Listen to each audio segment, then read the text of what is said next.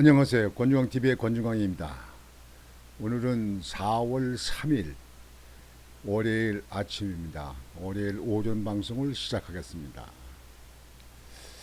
오늘 방송의 내용은 박근혜 대통령 시절의 특검으로 박근혜 대통령을 구속시켰던 특검, 그런 명성을 날렸던 박영수 특검, 성남시 문제로 지금 뇌물 혐의로 지금 현재 압수수색을 하고 있습니다.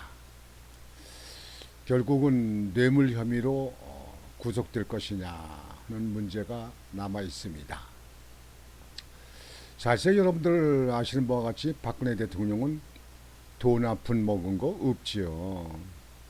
그때 박근혜 대통령의 그 뇌물 혐의는 그 최순실을 통한 그 체육단체 만들면서, 그러면서 그 죄명이 여러분들 기억하시죠? 묵시적 청탁죄. 묵시적 청탁. 참 이 법원의 말도 만들면요, 개상을 잘 개상하게 만듭니다. 묵시적 청탁. 그런 마음만 먹어도 그건 죄가 된다. 어떤 이쁜 여자한테 저 여자하고 같이 한번 살아봤으면 좋겠다 이렇게 하면 그것도 묵시적 간음이라고 해야 되는가요? 참 희한한 그런 일이 있었는데요. 그것 때문에 박근혜 대통령이 4년 7개월이던가요? 그렇게 구속됐다가 지금 나오셨잖아요. 박근혜 대통령이 그렇게 구속된 것도 문제지만요, 그거로 말미암아서 문재인 정권이 들어서서 나라가 어떻게 됐습니까? 지금 뭐 많은 사람들 언론에 보면은요, 문재인이가 싸질러 놓은 뭐를 윤석열 대통령이 지금 하나하나 치우고 있다 이렇게 표현하지 않습니까? 여하튼 그때 특검으로 있었던 박영수 특검은 지금 성남시 50억 클럽에 거기 해당되잖아요. 김수남 뭐 경찰청장도 있고, 곽상도 의원은 지난번에 뭐 그걸 갖다가 무죄로 나왔는데, 아니 아들이 50억을 받았는데 거기가 이유 없이 그렇게 퇴직금을 50억을 줬겠느냐? 그건 우리 국민들이 믿질 않습니다. 재판부의 판단이 뭐 힘 있는 자한테는 사법부도 유두리가 있는 것이냐, 그렇게 생각들을 많이 하시죠. 박영수 특검 같은 경우에는 그 딸이 그 대장동 그 사건의 그 회사에 근무하다가 거기서 분양받았는데, 분양해서 수억의 이 차익을 얻게 했다는 거 아니겠습니까? 그리고 50억 클럽에 지금 혐의가 연루되어 있고요. 그리고 지금 대장동 그 사건에 그 금융의 알선에 도와주면서 200억 플러스 알파를 요구했다는 거 아닙니까? 이제 구체적인 거는 조사를 해서 재판부에서 판결을 받아봐야 되는데요. 아주 이거는 굉장히 흥미가 진진합니다. 뇌물 혐의로 구속이 되든지 안 되든지 그건 두고 봐야겠습니다만, 박영수라고 특검했던 사람과 지금 이원석 검찰총장 간의 지금 현재 서로 수사로 대결이 이루어집니다. 결론이 어떻게 날지 아주 관심이 있는데요. 오늘은 거기에 대해서 보도를 해드리겠습니다. 뇌물 수사로 흥한 자 뇌물 혐의로 쇠하나. 박영수 특검 주거지 압수수색을 했다. 그래서 대장동 50억 클럽 수사가 본격화되고 있는 것인가, 뭐 이런 의혹이 있습니다. 대장동 1등 일당이 부정청탁 들어주고 200억 약속받은 의혹. 부정청탁 수사 최고 전문가가 그 부정 뇌물로 혐의를 받아서 완전히 망가가 되나 아주 망하나 그런 걸 우리 국민들은 지금 현재 아주 눈 똑바로 뜨고 시퍼렇게 보고 있습니다. 특히 아마 태극기 집회 나온 사람들은 그런 국민들은 더욱 아마 이거에 관심을 가지고 있을 겁니다. 물론 우선 우리 박영수 그 특검 얼굴부터 한번 보여주겠습니다. 얼굴 하하하 참 얼굴 보면요 그 당시 옛날에 그 얼굴 이렇게 보고 사람들이 그랬어요. 저 북한에서 넘어온 사람들 비슷하다. 아주 흉측하게 생겼다. 뭐 이렇게 얘기들 했는데요. 여튼 거기에 대해서 보도를 해드리겠습니다. 대장동 개발 비리 50억 클럽 의혹을 수사는 검찰이 지난달 30일 박영수 전 특별검사의 거주지에 검사와 수사관을 보내 압수수색을 실시했다. 박근혜 전 대통령의 부정청탁 혐의를 밝혀내 국민적 명성을 얻었던 박 전 특검 본인이 수백억 원대 부정청탁 혐의에 휘말린 아이러니한 사태가 펼쳐지고 있다. 대장동 일당 범죄적 사업 도와준 대가로 200억 약속받아. 그것도 200억도 그것도 요구했다고 하더라고요. 지금 현재 그 검찰 조사하는데 보면요. 박 전 특검에게 적용된 혐의는 크게 두 가지입니다. 2014년 대장동 일당은 자기들만 수천억 원대의 개발 이익을 독식하는 범죄적인 사업 구조를 만들려 했습니다. 일당은 이런 범죄적인 사업을 꾸미는 과정에서 방해가 될 만한 자들을 떨어져 나가게 해달라. 박영수 전 특검에게 부탁했고 실제로 박 전 특검은 사업 과정에 일부 영향력을 발휘한 것으로 파악됩니다. 아울러 대장동 일당은 박 전 특검에게 대장동 개발 사업에 필요한 거액의 자금을 대출받을 수 있게 프로젝트 파이낸싱이라고 하죠. 해달라고 부탁했습니다. 당시 박 전 특검은 우리은행 이사회 의장으로 일하고 있었습니다. 검찰은 박 전 특검이 이들 부당한 청탁을 들어주는 대가로 200억 원의 상당의 이익을 요구하고 약속까지 받아낸 것으로 파악하고 있습니다. 박 전 특검은 일당의 부탁을 모두 들어주지는 못했지만 검은 돈을 약속받은 것 자체로도 죄가 될 수 있습니다. 박 전 특검에게 적용된 혐의는 정확하게 특정경제범죄 가중처벌법상 수재 등 혐의입니다. 이 혐의는 금융회사 및 은행 임직원이 자신의 직무와 연관된 부정한 청탁을 받고 이익을 요구, 약속, 수수한 경우에 적용되며 이득액이 1억 원을 넘어가면 무기 또는 10년 이상의 징역형에 처합니다. 만약 박 전 특검이 은행 임원이 아닌 공무원 신분이었다면 더 엄격한 뇌물죄가 적용됩니다. 결과적으로 대장동 일당은 범죄적인 사업을 실행에 옮기는 데 성공했고 무려 4,895억 원의 개발 이익을 독차지합니다. 반대로 성남시는 마땅히 분배받았어야 할 이익 6,725억 원 대신 고작 1,830억 원만 분배받은 데 그칩니다. 이처럼 성남 시민들에게 돌아가야 할 수천억 원의 개발 이익이 증발하는 사태에 박 전 특검도 어느 정도 일조했다는 게 검찰의 판단입니다. 부정청탁 수사 최고 전문가 박영수와 이원석 검찰총장 운명의 승부. 물론 위에서 짚어본 내용들은 모두 검찰이 제기한 혐의일 뿐 법원에서 유죄가 확정된 사실들이 아닙니다. 특히 박 전 특검은 검찰의 압수수색이 끝난 뒤 입장문을 내 관련자들의 근거 없는 진술로 압수수색을 당한 게 참담할 뿐이라며 저는 대장동 개발 사업에 참여하거나 금융 알선 등을 대가로 금품을 받거나 약속한 사실이 결코 없다고 혐의를 전면 부인했습니다. 이 박 전 특검은 여러분들 기억하시죠?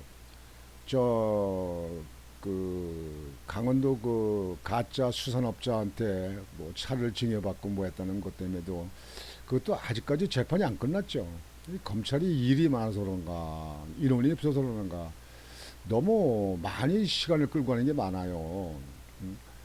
지금 현재 울산 그 송철호 시장 선거 관련 거기에 대한 근거라든가 라임 사건, 사모펀드, 옵티마 사건, 뭐 지금 현재 걸려 있는 게 많이 있잖아요. 추미애 그 전 법무장관 아들 군대 그 문제, 그 탄력 문제 그것도 지금 주소가 안 끝났잖아요. 도대체 언제 끝날지 모르겠어요. 이거 이렇게.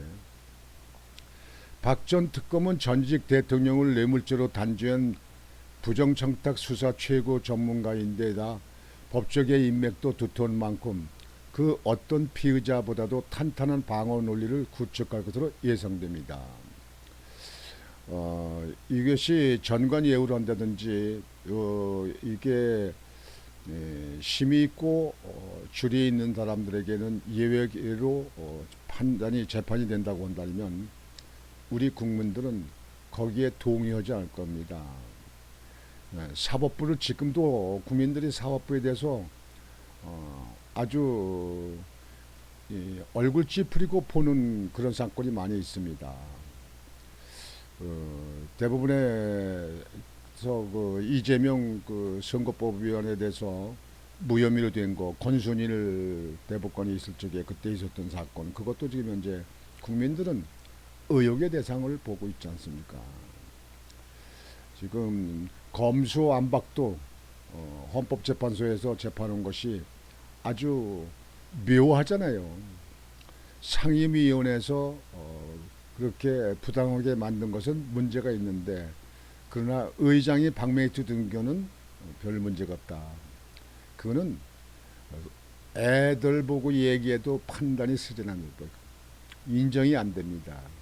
그런 헌법재판소 말로 만들어서 그렇게 우물쭈물 피해 나가는 방법, 이거 우리나라 사법부도 개혁을 해야 됩니다.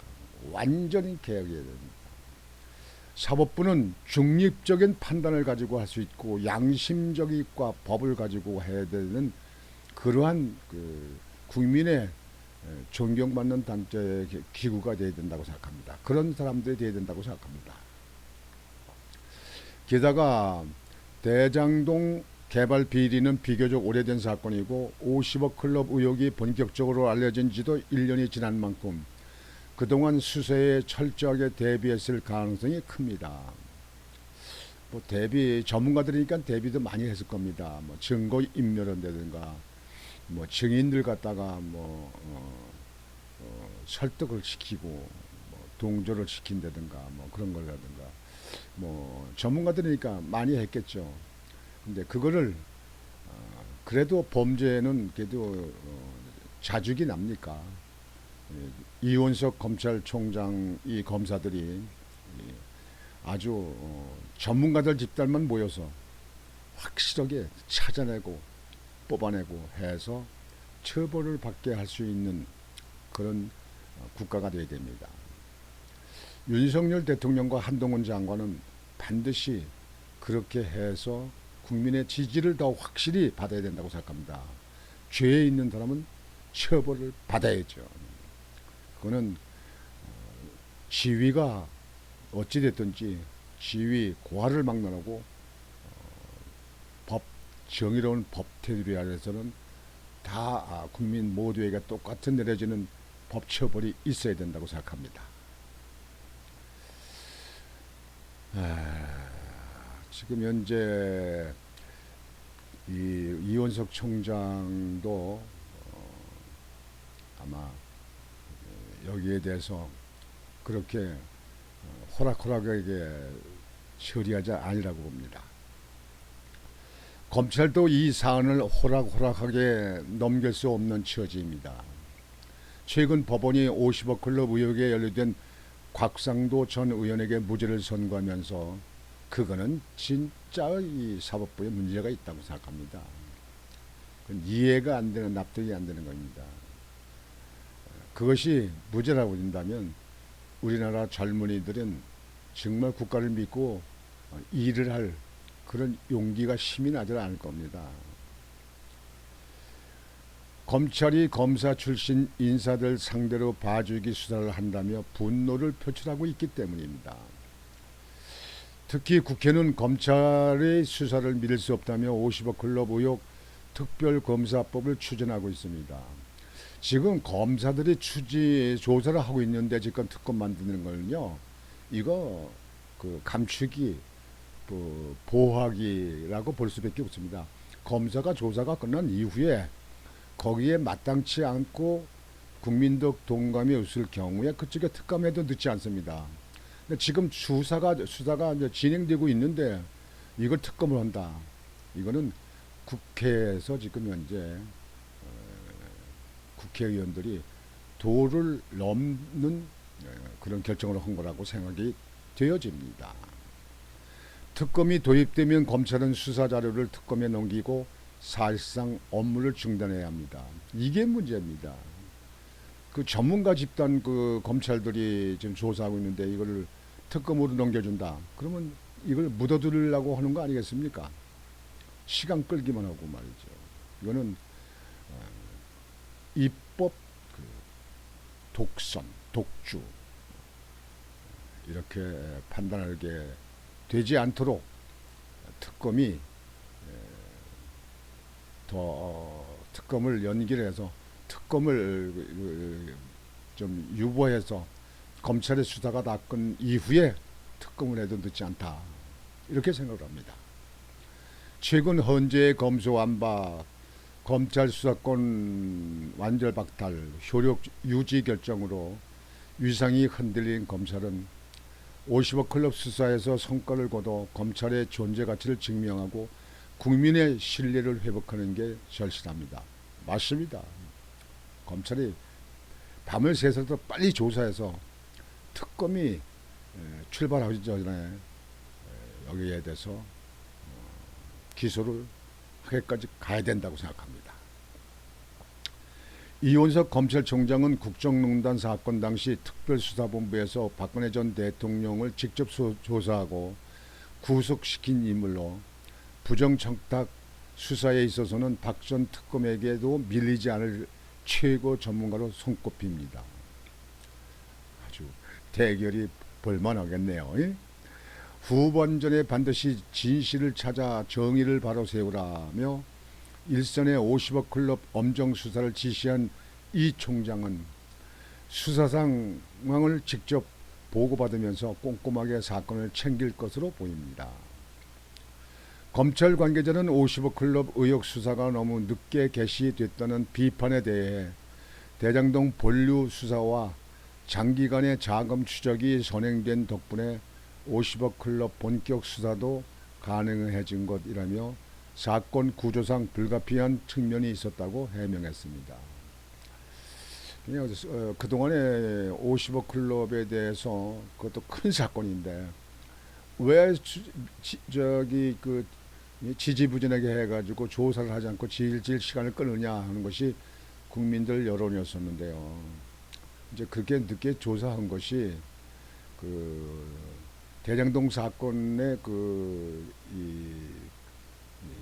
김만배라든지 유동규 이런 사건에도 조사를 하면서 같이 거기서 거기서 자금의 흐름이 움직이는 것을 갖다 파악하는데 시간이 갔기 때문에 그런 걸 가지고 이제 50억을 손을 내야 되니까 그래서 시간이 간 거다 이렇게 해명을 했다는 그런 사연입니다. 여하튼지 박영수 특검 본인이 특검을 해서 명성을 올렸는데 뇌물 혐의로 완전히 망하는가 하는 것이 국민의 관심사입니다.